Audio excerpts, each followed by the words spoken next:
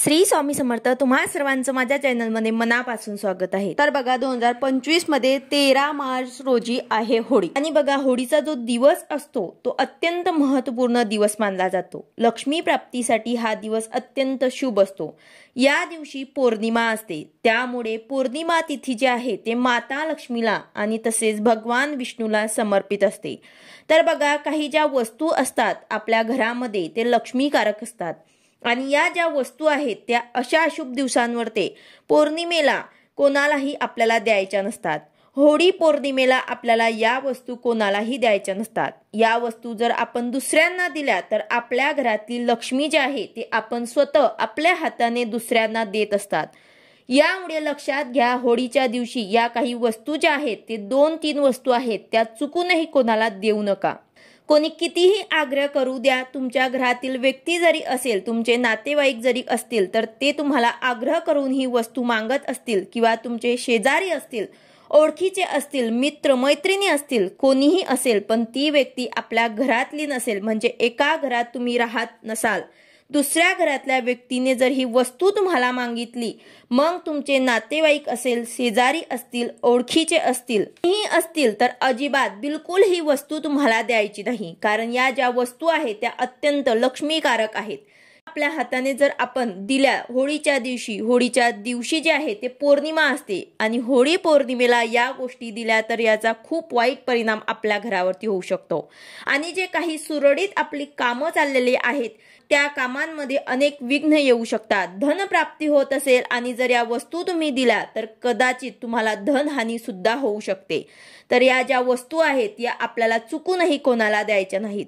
होळी पौर्णिमेच्या दिवशी तुम्हाला या वस्तू द्यायच्या नाहीत आणि अगदी सकाळपासून तर रात्रीपर्यंत कोणीही मागितल्या तरीही तुम्हाला या वस्तू द्यायच्या नाही। त्याचबरोबर काही गोष्टी आहेत, काही वस्तू ज्या आहेत त्या आपल्याला होळी पौर्णिमेला स्वतः खरेदी करून आपल्या घरात आणायच्या आहे। या वस्तू ज्या आहेत ते अत्यंत लक्ष्मीकारक असतात। या दिवशी जर तुम्ही काही वस्तू ज्या आहेत ते घरामध्ये आणल्या तर स्वतःच्या पैशांनी तुम्ही जर खरेदी करून आणल्या तर आपल्या घरामध्ये धनवृद्धी होते आणि आपल्या घराची प्रगती देखील होत असते। तर या वस्तू देखील तुम्हाला मी आजच्या व्हिडिओमध्ये सांगणार आहे। त्याचबरोबर कुठल्या वस्तू आहेत ज्या आपल्याला द्यायच्या नाहीत याबद्दल संपूर्ण माहिती मी तुम्हाला आजच्या व्हिडिओमध्ये सांगणार आहे। व्हिडिओ पूर्ण बघा जेणेकरून तुम्हाला संपूर्ण माहिती मिळेल। जर तुम्ही चॅनलवर नवीन असाल तर चॅनलला सबस्क्राइब करायला मात्र विसरू नका आणि व्हिडिओला लाईक करायला मात्र विसरू नका। तर बघा सर्वात बघूया की कुठल्या वस्तू आपल्याला कोणालाही कितीही मागितल्या तरी द्यायच्या नाही। कोणी कितीही आग्रह केला तरी तुम्हाला या वस्तू ज्या आहेत ते द्यायच्या नाही। तर यामध्ये पहिली वस्तू जी आहे ते म्हणजे सुट्टे पैसे।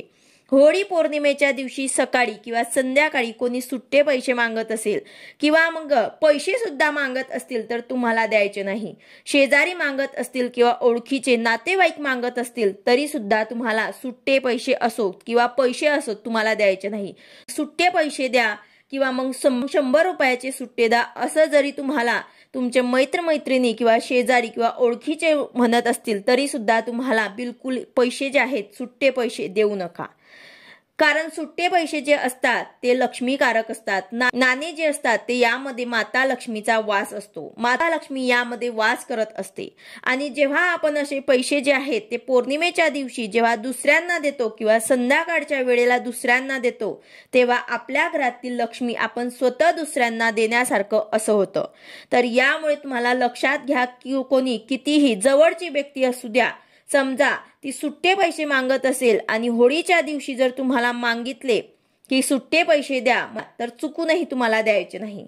यानंतर आता दुसरी वस्तू जी आहे ते म्हणजे दूध, दही किंवा ताक। या दिवशी कोणी जर या वस्तू मागितल्या तर चुकूनही या वस्तू सुद्धा तुम्हाला द्यायच्या नाही। दूध किंवा दुधापासून बनवलेले कुठलेही पदार्थ तुम्हाला द्यायचे नाही, कारण दूध आणि तसेच दुधापासून बनवलेल्या वस्तूंमध्ये माता लक्ष्मीचा वास असतो आणि जेव्हा आपण हे पदार्थ दुसऱ्यांना देतो आपल्या घरातली माता लक्ष्मी रुष्ट होते आणि जी काही भरभराट किंवा सुख समृद्धी असते ते स्वतः आपण दुसऱ्यांना दिल्यासारखं असतं। तर यामुळे दुधापासून बनवलेले कुठलेही पदार्थ कुणी कितीही मागू द्या तुम्हाला बिलकुल द्यायचे नाही। यानंतर आता तिसरी वस्तू जी आहे ते मीठ आहे। मीठ सुद्धा लक्ष्मीकारक आहे।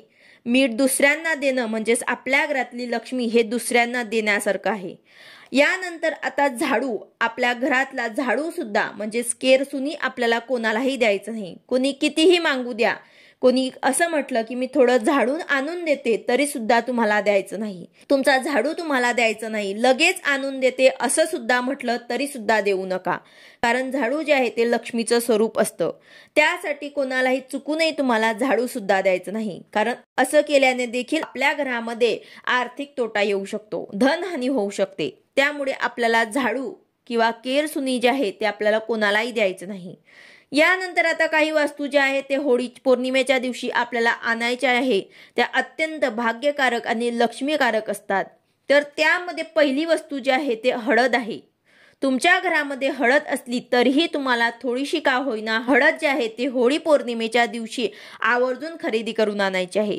किंवा मग तुम्ही हळकुंड सुद्धा आणून घरामध्ये बारीक करून तुम्हाला त्याची पावडर बनवून हळदीच्या डब्यात ठेवायची आहे. पण तुम्हाला आवर्जून थोडी का होईना हळद जे आहे ते खरेदी करून आणायची आहे. कारण हळद जे आहे ते लक्ष्मी स्वरूप असते. त्यानंतर पुढची वस्तू जी आहे ते मीठ आहे.